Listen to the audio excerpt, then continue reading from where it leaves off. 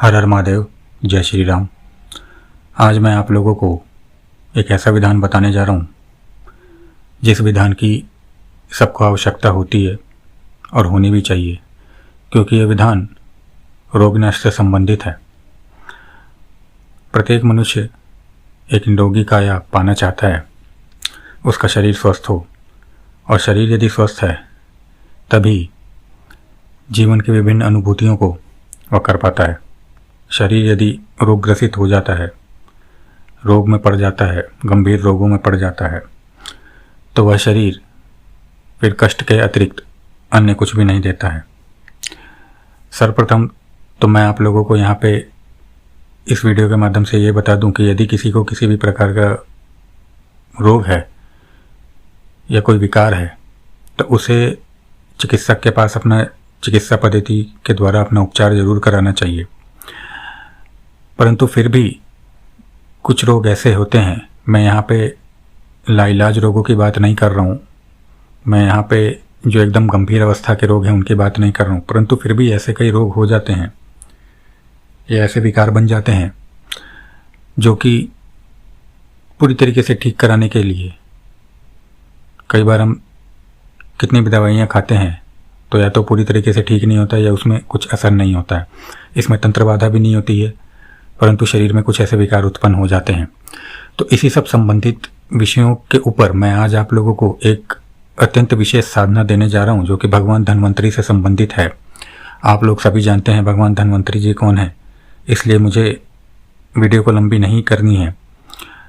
यह विधान जो है यह इतना शीघ्र कार्य करता है और इस विधान को मैं साधनात्मक रूप पे ना देख के प्रयोगात्मक रूप पे आप लोगों को देने के लिए दे रहा हूँ, जिससे कि यह इसमें जो मंत्र है धन्वंतरी देव का, वो मंत्र आपको मात्र एक दिन के अंदर सिद्ध हो जाएगा।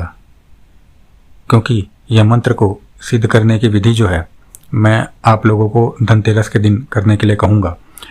धनतेरस का यह दिन हम सभी जानते हैं कि धन्वंतरी त्रयोदशी या धन्वंतरी जयंती के नाम से भी जाना जाता है। तो इस दिन जो भी धन्वंतरी देव जी की जो भी साधना उपासना या कुछ भी ऐसा करता है तो उसका वह मंत्र अथवा उसकी वह साधना पूर्ण रूप से परिपूर्ण होती है, इसमें कोई भी संशय नहीं है। वीडियो में आगे बढ़ने से पहले मैं आप लोगों से अनुरोध करूंगा कि मेरे चैनल को आप लोग सब्सक्राइब करिए और अपना समर्थन मुझे प्रदान करिए।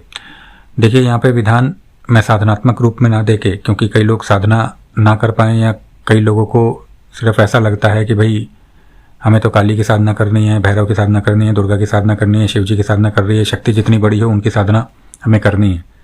वो साधना करके वो लोग क्या करेंगे, उनको खुद कुछ नहीं पता कि साधना करने के बाद वो क्या कर पाएंगे क्या नहीं कर पाएंगे। उस मंत्र से यदि देवता भी आ गए तो उनसे क्या कर पाएंगे, कैसे कर पाना है। मैंने जैसा कि पहले ही बताया कि मेरे वीडियो मैं मुख्य रूप से उन लोगों के लिए बनाता हूँ, ऐसे लोगों के लिए बनाता हूँ जो कि लोग अपना स्वयं से अपने लिए कुछ कर सकें। तो रोग नाश के लिए, प्रबल से प्रबल रोग नाश के लिए, एक निरोगी काया पाने के लिए मैं आप लोगों को धन्वंतरी देव की साधना देने जा रहा हूँ। ये जो मंत्र है ये मान के चलिए कि एक तरीके का रामबाण मंत्र है जो कि आपके विभिन्न प्रकार के शारीरिक जो आपके अंदर विकार आ गए हैं या आ सकते हैं उनको दूर करने में पूर्ण रूप से सक्षम है।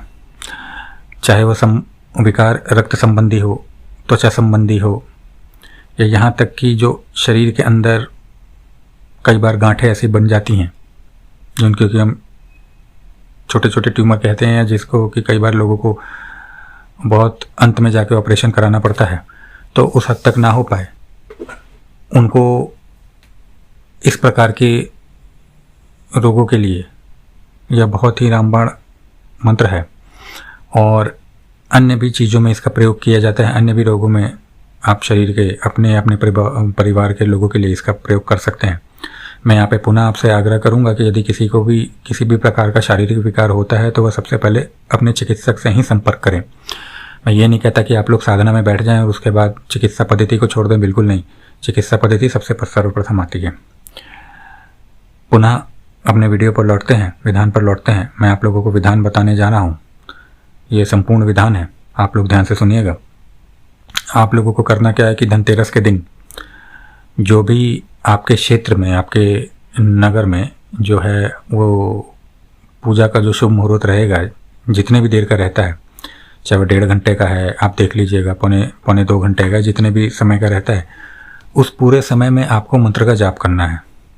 मैं शुरू से आप लोगों को बताता हूँ, धन्वंतरी देव के इस मंत्र के जाप के लिए आप लोगों को कोई भी वस्त्र चलेंगे, आपका पूजा का आसन होगा, आपका मुख जो होगा वह उत्तर दिशा की तरफ रहेगी।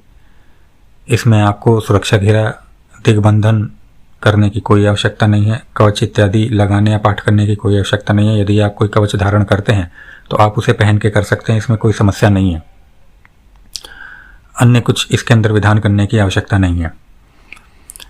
जैसा कि मैंने बताया, आपका मुख उत्तर दिशा की तरफ रहेगा। इसमें सबसे पहले जो माला होगी वह गणेश मंत्र की होगी, दूसरी पंचाक्षरी की होगी, तीसरी विष्णु जी की माला होगी, नारायण जी की नहीं, विष्णु जी की माला होगी, और चौथी जो होगी वो धन्वंतरी देव जी की मंत्र की माला होगी।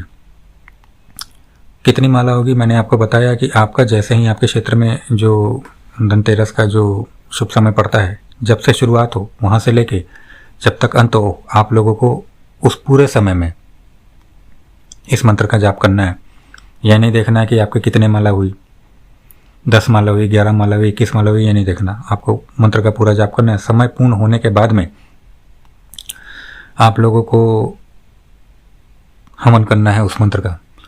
और अपने साथ में आप लोगों को क्या लेके बैठना है, अपने साथ में आप लोगों को जब आप लोग मंत्र का जाप करेंगे तो संकल्प आप लोग क्या लेंगे कि आप लोगों को पता ही है कि आप इस मंत्र को जागृत करने जा रहे हैं, जिससे कि आप अपने और अपने परिवार के लोगों का कल्याण कर सकें, उनका रोग शमन कर सकें। मैं यहाँ पे आपको पहले बता दूं कि मंत्र जो है, जो लोग भी करेंगे, इसके अंदर एक चीज़ की आवश्यकता है।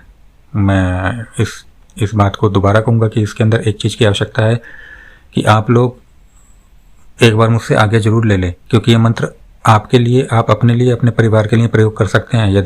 यदि कोई व्यक्ति ऐसा चाहे कि इस मंत्र को सिद्ध करके वो किसी प्रकार का झाड़ फूक करने लगे, दरबार लगाने लगे, तो मंत्र कार्य नहीं करेगा, क्योंकि मंत्र है धन्वंतरी देव का। ठीक है, ये कोई ओझा हकीम का मंत्र नहीं है, कोई शाबर मंत्र नहीं है। और शाबर मंत्र में भी शाबर मंत्र भी ऐसे किसी के कार्य नहीं करते हैं, परंतु फिर भी ये इस प्रकार के मंत्र नहीं है कि आप इसको जगत कल्याण के लिए कार्य करने लगे। धन्वंतरी देव का मंत्र है। तो मैं पुनः विधान पर आता हूँ, आप लोग इसमें मुझसे आज्ञा जरूर ले लीजिएगा एक बार, इसी चीज़ की आवश्यकता है। और दूसरा, आप अपने अपने परिवार के लिए ही इसका उपयोग कर सकते हैं। इसके बाद में आप लोग जब मंत्र जाप कर लेंगे तो आप लोगों को इस मंत्र का हवन करना होगा। कितनी आहुतियाँ डालनी होगी? 108 आहुतियाँ डालनी होगी।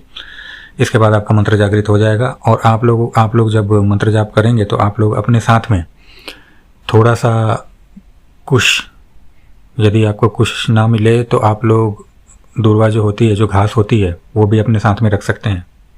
और कच्ची सूत आप लोग अपने साथ में रखेंगे। इतना आप लोगों को करना है।